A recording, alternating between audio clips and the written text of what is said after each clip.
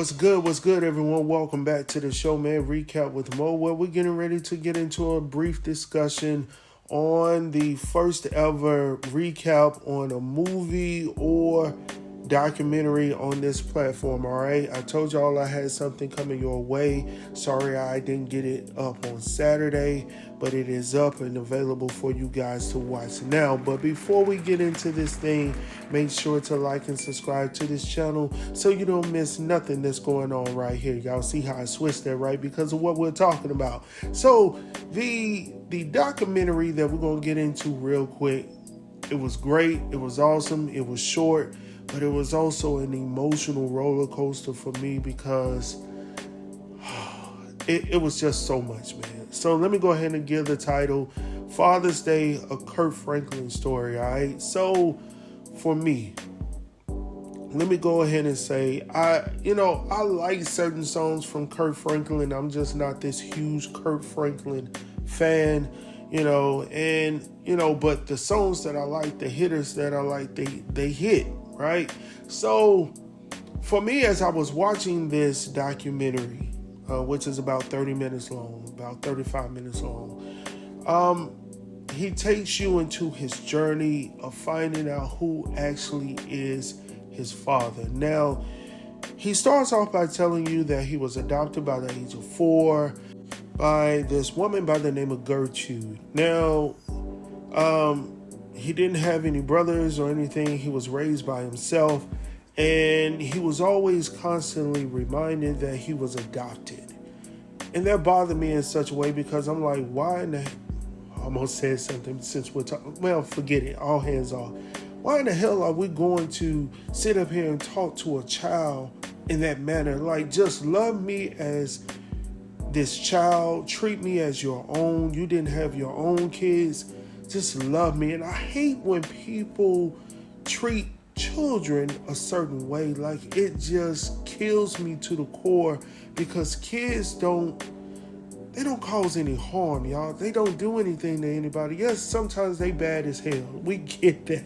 But on the flip side, kids don't deserve to be mistreated, y'all. And as a father, it kills me to hear that he went through that. But anyhow, moving on from there, he tells his story, his journey, where he grew up in an environment filled with pimps and prostitutes and hustlers, like a lot of our communities around America and throughout the world.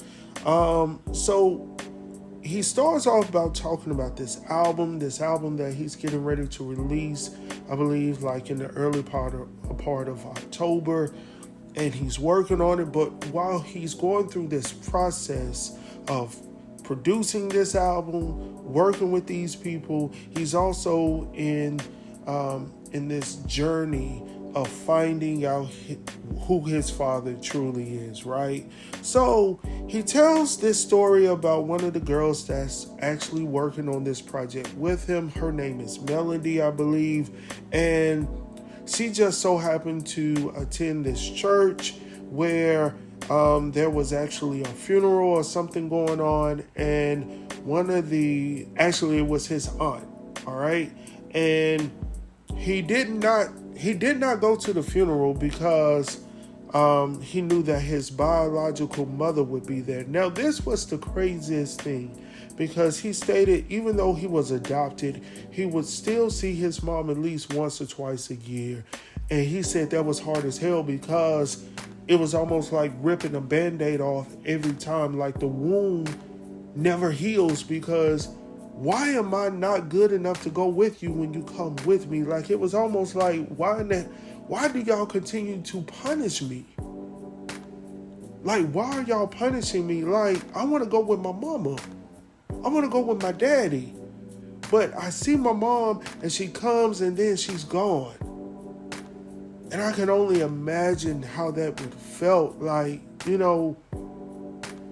I can't really say, but because my mom was there. But for those who have gone through that, like, I couldn't even fathom. You see what I'm saying? So that was hard to think about as well. The part in this documentary that really got me was his mom, right?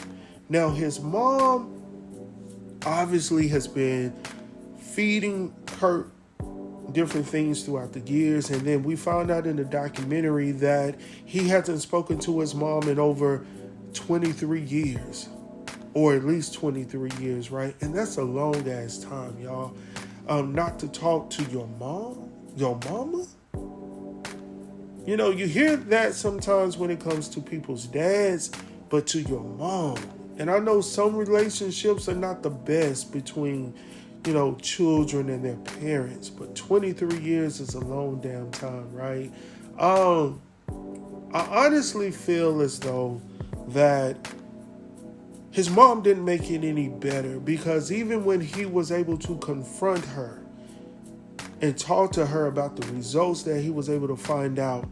And let me step back real quick. I'm getting ahead of myself because I'm trying to get this over with, and I'm not trying to get emotional with this, because it did take me down there, y'all. I gotta be honest with y'all. Like I said, I'm not the biggest Kirk Franklin fan, but at the end of the day, I am human, and seeing anybody going through whatever they're going through, it can touch you in some type of way.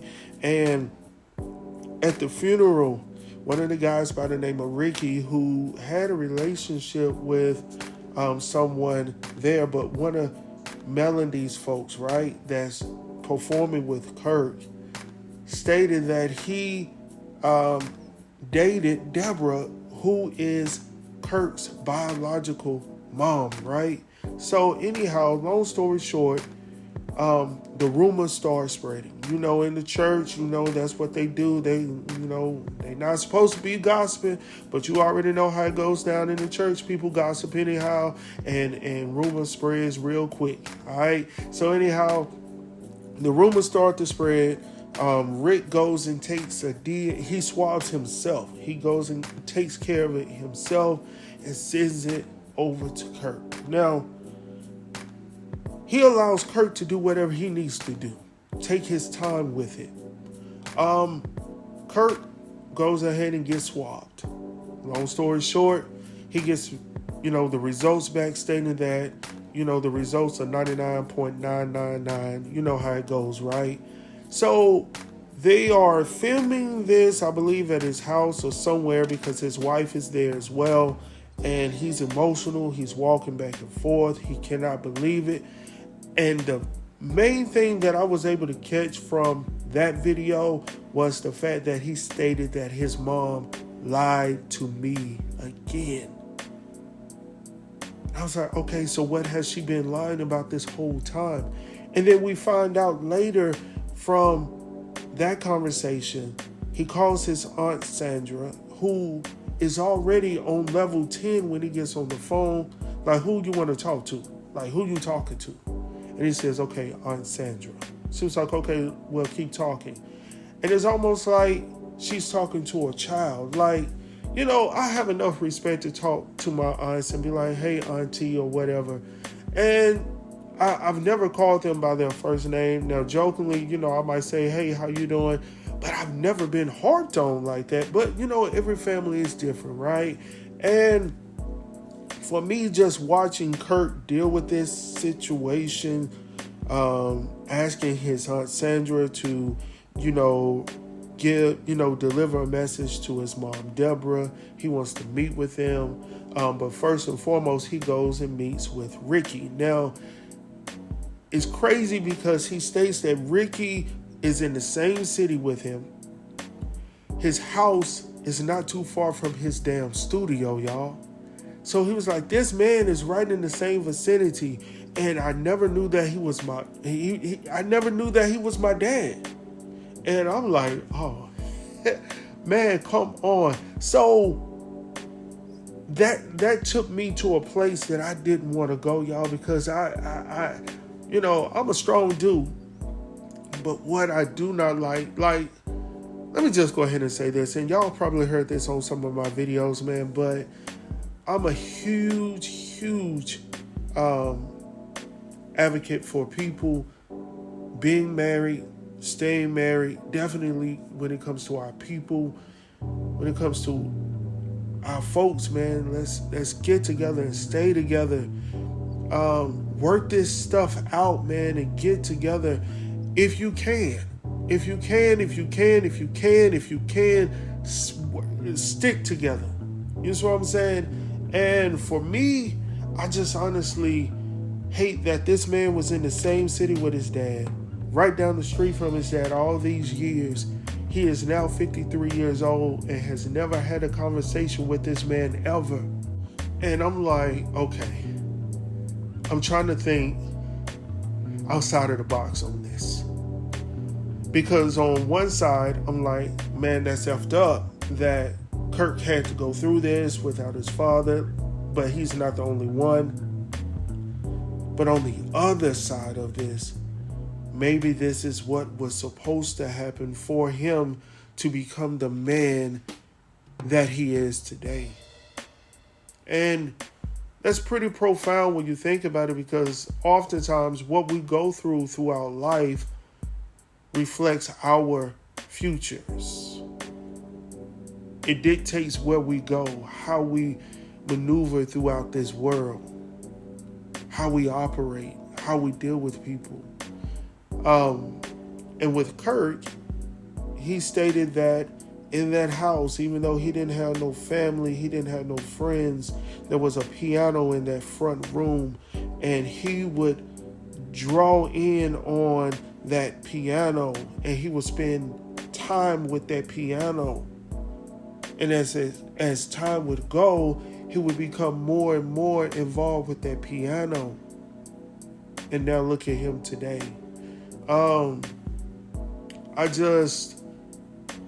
I feel the same way like Ricky Smiley was saying, and that's when I first started hearing about this whole documentary on the Ricky Smiley show. He was talking about it, and I said, I'm definitely going to watch it this weekend. Now, I wasn't ready last weekend, but I was definitely ready this weekend. And I'm telling y'all, man, it got worse and worse because, and the reason why I say that is because even after finding out that this man is his father by DNA, by scientific proof, he brings that information to his biological mom. She does not believe it.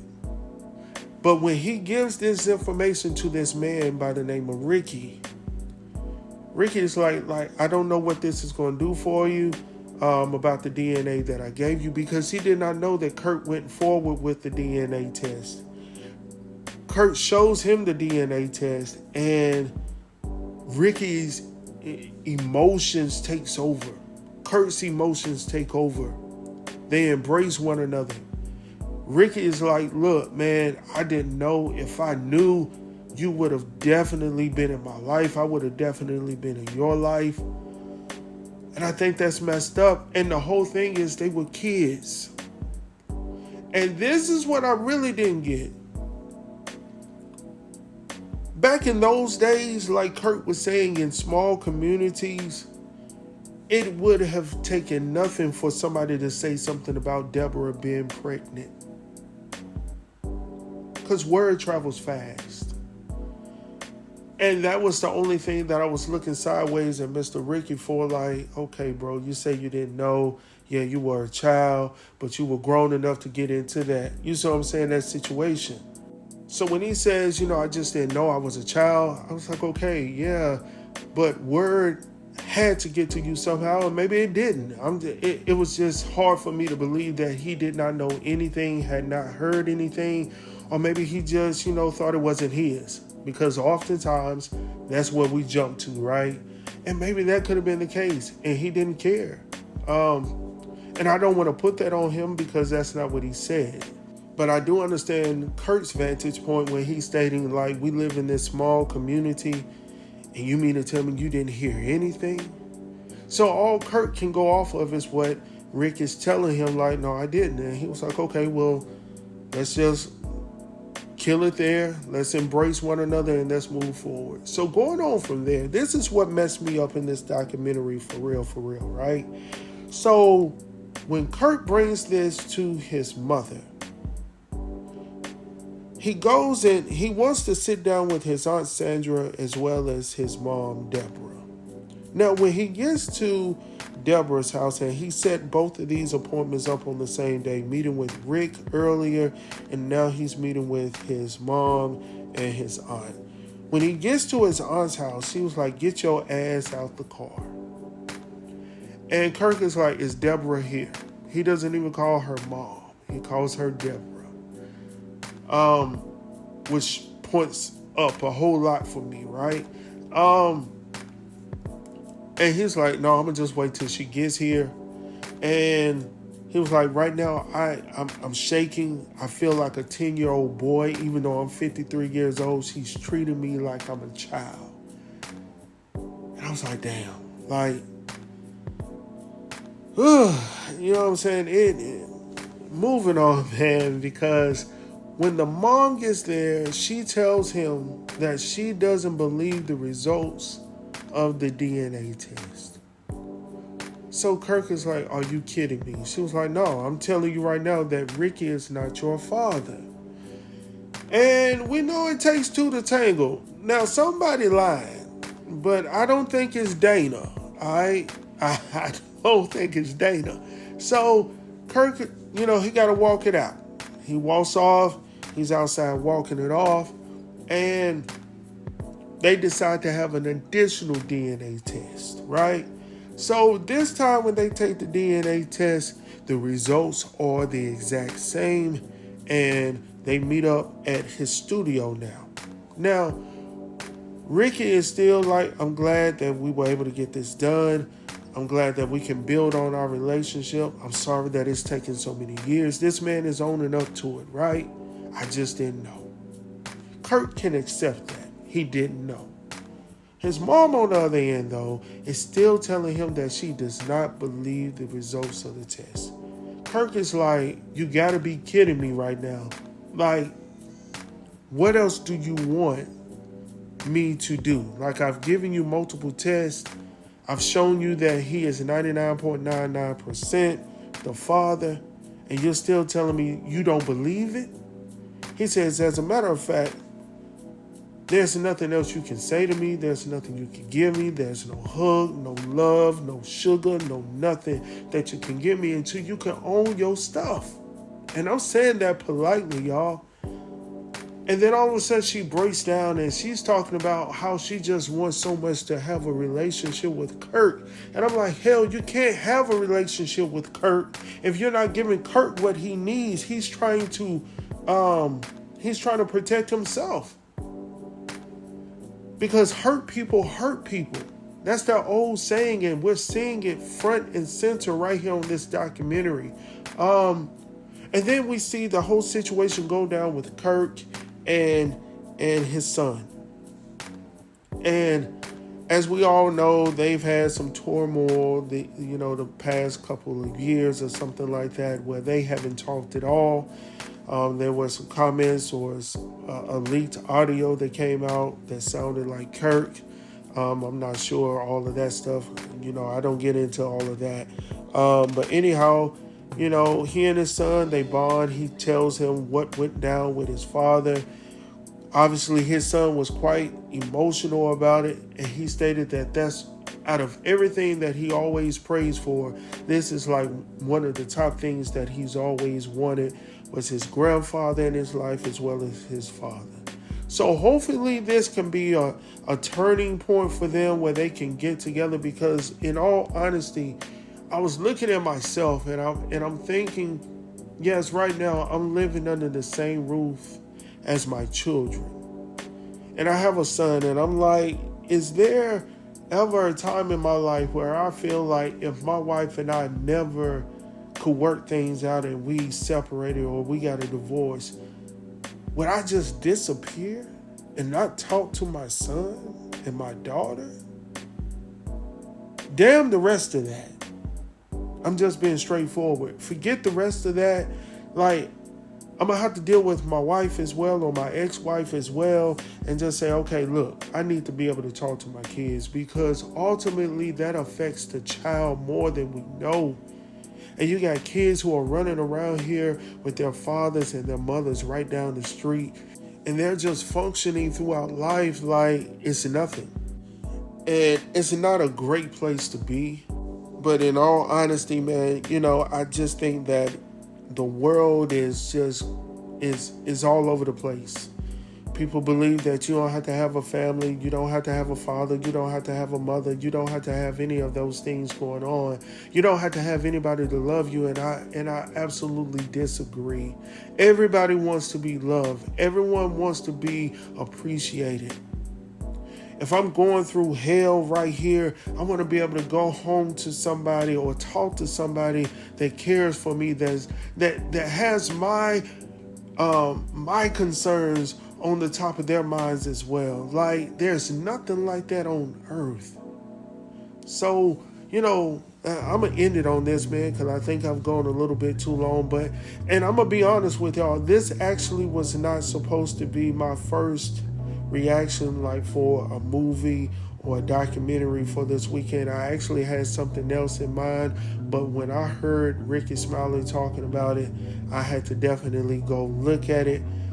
Some other folks that I follow on social media, they were talking about it as well. So if you have yet to see it, go ahead and check it out. It is worth, the 35 minutes of your time, your night, your day to watch it. It doesn't take long at all.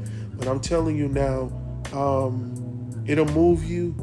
Now, I'm not sure why he decided to do it right before the album, but that's for he and himself to know why. And he obviously named the album Father's Day as well. So, I think it'll be a good marketing push. I'm hoping that all of this was for his good, for him to get some closure.